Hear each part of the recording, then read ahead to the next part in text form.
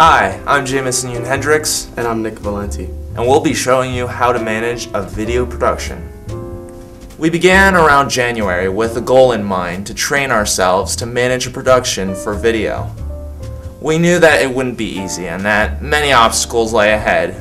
These would include audition management, decision-making, scheduling, location security, and cautionary levels taken for props.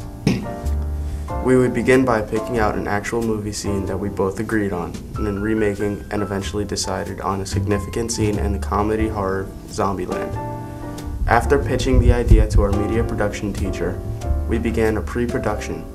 The next step was to start auditioning. For a media production class, however, our classmates wouldn't really make the cut for acting, so we went to the school drama teacher and asked her if a couple of her kids could be sent over the next day to our studio to audition for the parts that we personally picked for them. The idea was to benefit both theater students and us when it came to our career choices in the showbiz. Because most who auditioned were girls, we opted to go a different route with the character and change the gender. However, this did not last long because we found our main actor on the last day of auditions. Tip: keep your options open as the director. For any actor or actress, it's your job to make sure that they're comfortable with you. Even if they mess up over the lines, keep a nice smile, make eye contact, and maybe throw in an extra joke or two to make them laugh. Your goal as a director is to establish a connection with your actors. Now I recall I had my audition before for Miss Miller for Rent. Very nervous when I did it with her. Here was a lot calmer, felt more comfortable. And I've done many skits, monologues, and directed in Miss Miller's class before. And what was the easiest part? Maybe it's like the acting part, because for me, like, acting is like just comes easy. Like, I feel like the emotion of the character already. So, what did you think of today's audition process? I think it was kind of fun just because I never did this ever before, so it was like enjoyable. What was the hardest part?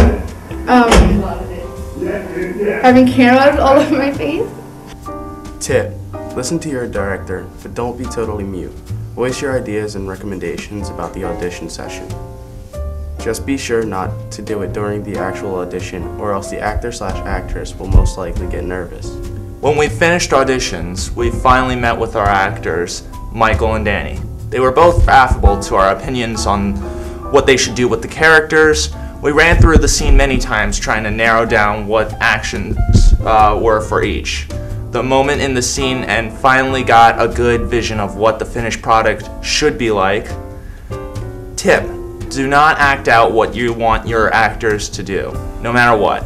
Acting out the actions for an actor defeats the entire purpose of their role. Let them embody the character and do what they want to do with it. Remember, you're the director, not the whole crew.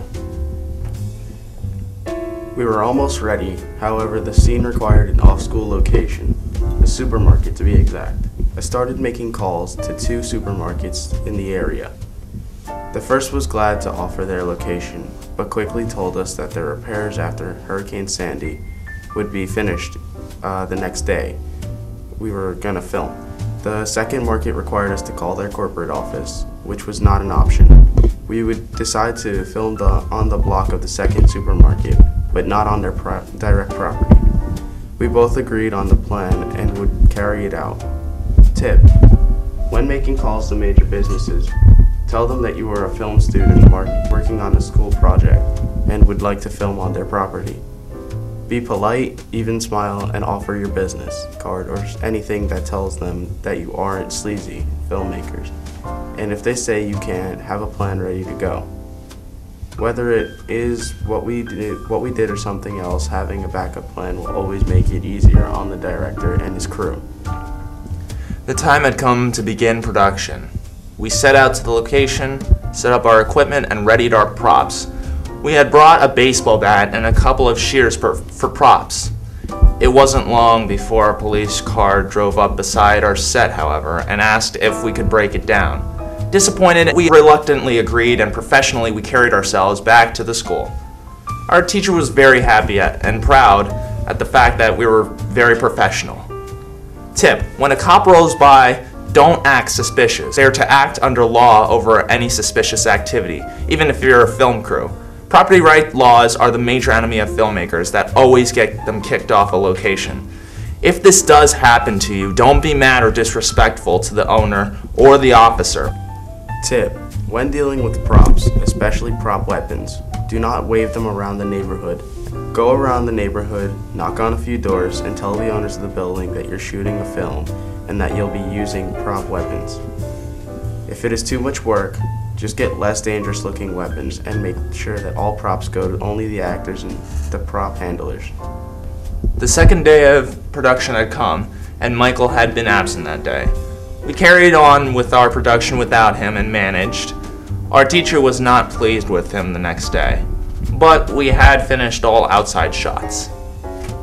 Tip: make sure you confirm with your actors and get them on the set no matter what. Nothing's more annoying to a director and his crew than an actor who ditches a production at home. We concluded our final production with the scene inside the school. With our props and equipment, we just barely finished our last shots with just enough time to spare. However, upon review, I realized that we didn't finish the entire scene. Only up until the shot where the zombie gets hit in the head, me and Jamie would know how to fix this during the post-production, and we finally took a relaxing break the rest of the day. We began post-production. Editing the footage was relatively easy. For the last shot of the zombie, we decided to speed up the image to make it seem like a rapid movement of the bat. Then we added in some sound effects of the head crushing. Finally, we color corrected our footage to balance out the imperfections of the color quality image through Final Cut Pro's color correcting filter.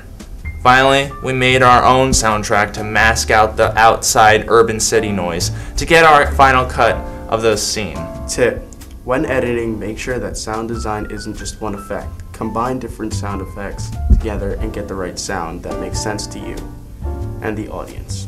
Upon review, we looked at our project, and I believe I can speak on behalf of both of us when I say that we're proud of this project, and it was a lot of work and time that was invested into this, and we managed to learn many things about it.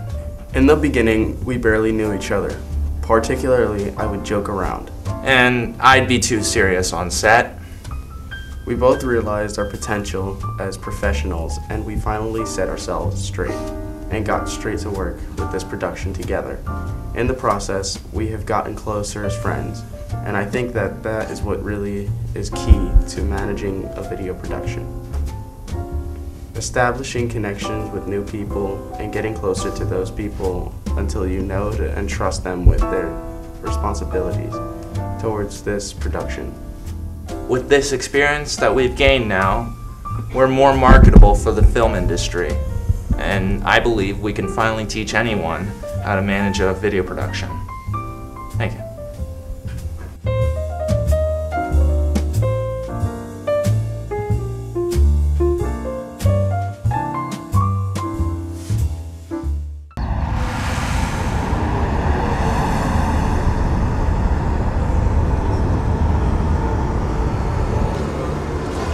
No one loves grocery shopping.